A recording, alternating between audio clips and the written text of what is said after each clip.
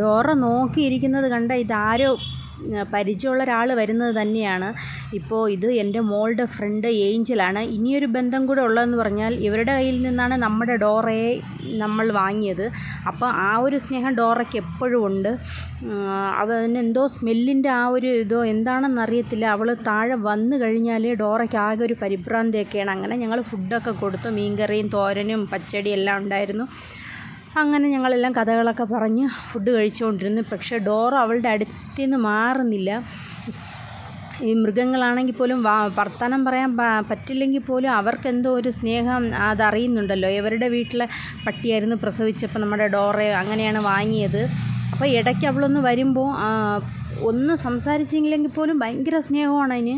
അപ്പം അങ്ങനെ അവൾ യാത്രയൊക്കെ പറഞ്ഞ് ഇറങ്ങുമ്പോൾ ഡോറ അങ്ങോട്ട് വിടുന്നില്ല. ഭയങ്കര ബഹളമാണ് കിടന്നുകൊണ്ട് കുരച്ചുകൊണ്ട് നിൽക്കുന്നുണ്ട്. കൂടെ പോവാൻ എന്താണ് അതിൻ്റെ മനസ്സിലുള്ളതെന്ന് ഒന്നും അറിയത്തില്ല. അവളെ വിടുന്നേ ഇല്ലായിരുന്നു. അപ്പം അത് കണ്ട് നമ്മളും അങ്ങനെ ഇരിക്കുകയായിരുന്നു. നല്ല ഇതായിരുന്നു കാണാനും ഒക്കെ.